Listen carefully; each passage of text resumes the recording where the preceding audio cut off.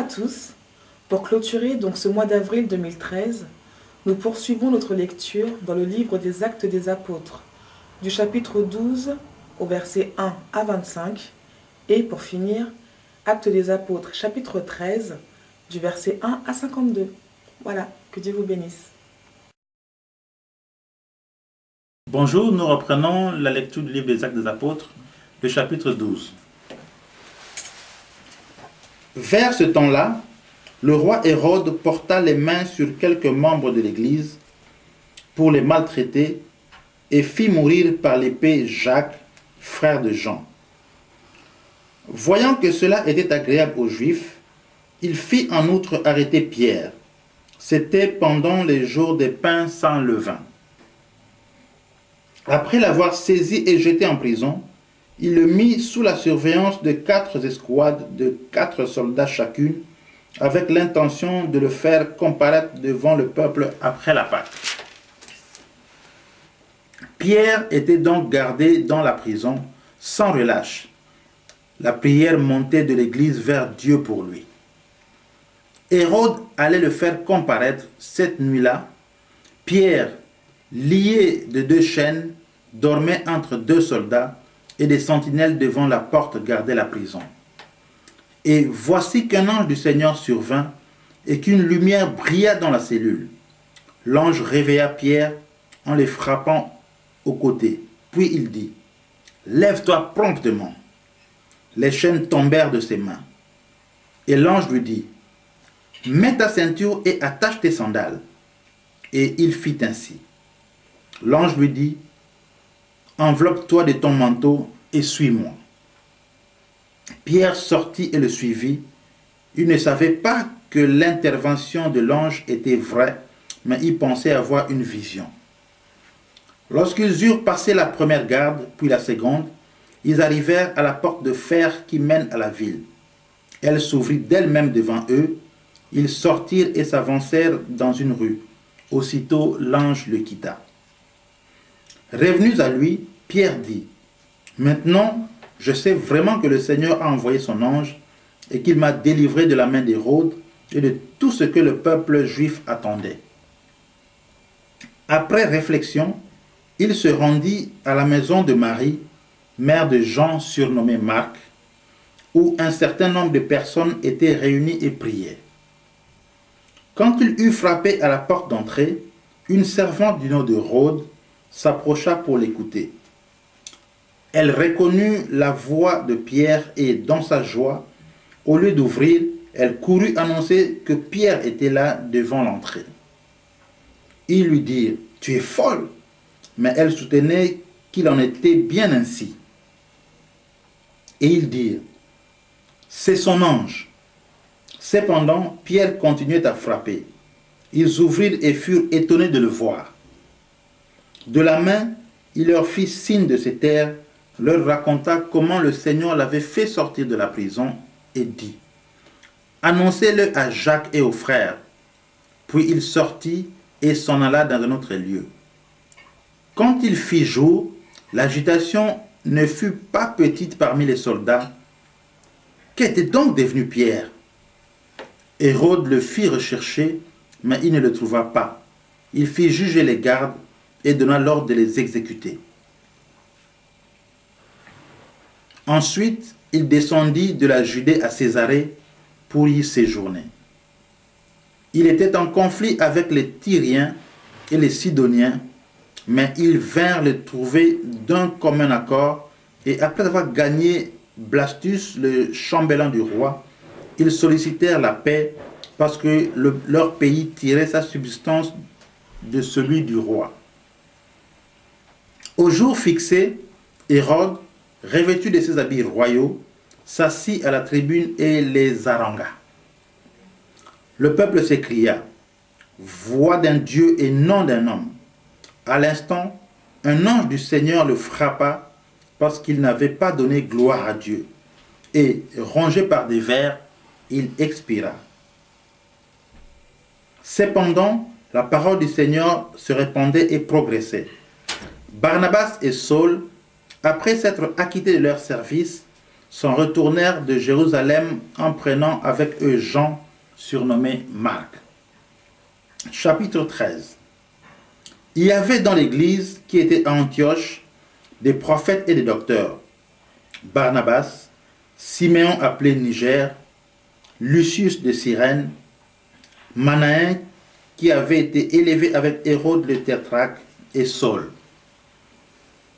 Pendant qu'ils célébraient le culte du Seigneur et qu'ils jeûnaient, le Saint-Esprit dit: Mettez-moi à part Barnabas et Saul pour l'œuvre à laquelle je les ai appelés. Alors, après avoir jeûné et prié, ils leur imposèrent les mains et les laissèrent partir. Eux donc, envoyés par le Saint-Esprit, descendirent à celui-ci, et de là ils s'embarquèrent pour Chypre. Arrivés à Salamine, ils annoncèrent la parole de Dieu dans les synagogues des Juifs. Ils avaient Jean comme auxiliaire. Ensuite, après avoir traversé toute l'île jusqu'à Paphos, ils trouvèrent un certain magicien, faux prophète juif du nom de Bar-Jésus, qui était avec le proconsul Sergius Paulus, homme intelligent. Celui-ci fit appeler Barnabas et Saul avec le vif désir d'entendre la parole de Dieu. Mais Élymas le magicien, c'est ainsi que se traduit son nom, leur résistait et cherchait à détourner de la foi le proconsul. Alors Saul, appelé aussi Paul, rempli d'Esprit Saint, fixa les regards sur lui et dit: Toi qui es plein de toute ruse et de toute fraude, fils du diable, ennemi de toute justice, ne cesseras-tu pas de détourner les voies droites du Seigneur? Maintenant voici, la main du Seigneur est sur toi. Tu seras aveugle, et pour un temps tu ne verras pas le soleil. Aussitôt, l'obscurité et les ténèbres tombèrent sur lui, et se tournant çà et là, il cherchait des gens pour le guider. Quand le proconsul vit ce qui était arrivé, il crut, vivement frappé de la doctrine du Seigneur. De Paphos, Paul et ses compagnons firent voile pour se rendre à Perge en Pamphylie. Jean se sépara d'eux et retourna à Jérusalem. De Perge, ils poursuivirent leur route et arrivaient à Antioche de Psidie. Ils entrèrent dans la synagogue le jour du sabbat et s'assirent. Après la lecture de la loi et des prophètes, les chefs de la synagogue leur envoyèrent dire: Frères, si vous avez quelques paroles d'exhortation pour le peuple, parlez.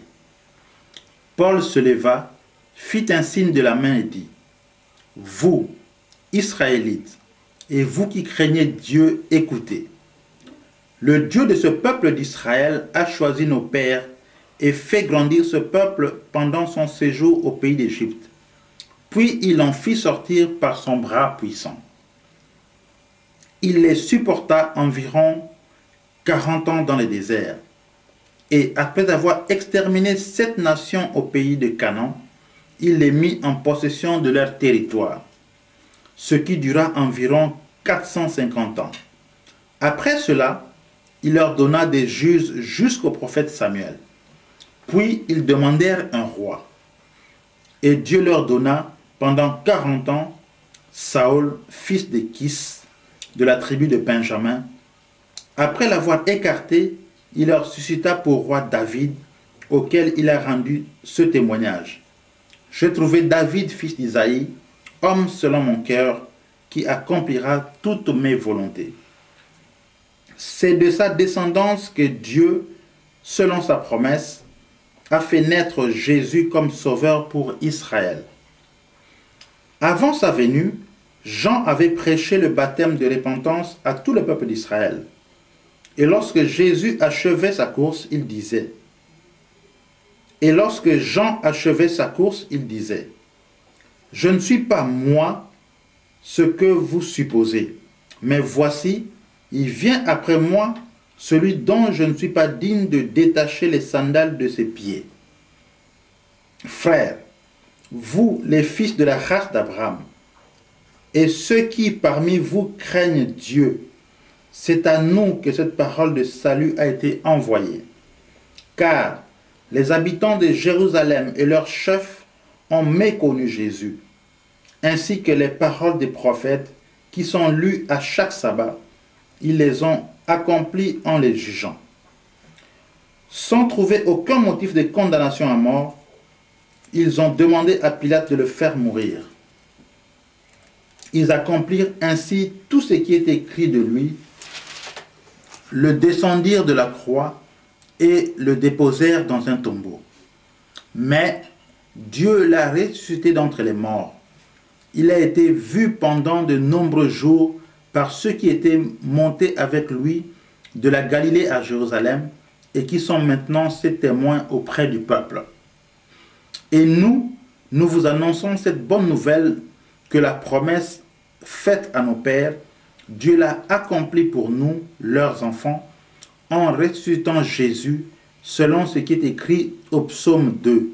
« Tu es mon fils, c'est moi qui t'ai engendré aujourd'hui. » Qu'il l'ait ressuscité d'entre les morts, de sorte qu'il ne retourne pas à la corruption. C'est ce qui avait été dit. « Je vous donnerai les choses saintes de David, celles qui sont dignes de foi. » En conséquence, il dit ailleurs, « Tu ne laisseras pas ton sein voir la corruption. » Or, David, après avoir dans sa génération servi le dessein de Dieu et décédé, a été réuni à ses pères et a vu la corruption. Mais celui que Dieu a ressuscité n'a pas vu la corruption. Vous donc, frères, sachez-le bien, par lui le pardon des péchés vous est annoncé, et en lui quiconque croit est justifié de tout ce dont vous ne pouvez être justifié par la loi de Moïse. Ainsi, prenez garde qu'il ne vous arrive ce qui est dit dans les prophètes. Voyez, vous qui êtes pleins de mépris, soyez étonnés et disparaissez, car je vais faire de vous en vos jours une œuvre que vous ne croirez pas si on vous la racontait. À leur sortie, on les invitait à parler de ce sujet le sabbat suivant, et à l'issue de la réunion, beaucoup de Juifs et des prosélytes pieux suivirent Paul et Barnabas, qui s'entretenaient avec eux et les persuadaient de rester attachés à la grâce de Dieu. Le sabbat suivant, presque toute la ville s'assembla pour entendre la parole de Dieu. Les Juifs, voyant les foules, furent remplis de jalousie et ils contredisaient avec des blasphèmes ce que disait Paul. Paul et Barnabas leur dirent alors ouvertement, « C'est à vous d'abord que la parole de Dieu devait être annoncée, mais puisque vous la repoussez et que vous ne vous jugez pas digne de la vie éternelle, voici, nous nous tournerons vers les païens. Car ainsi nous l'a prescrit le Seigneur.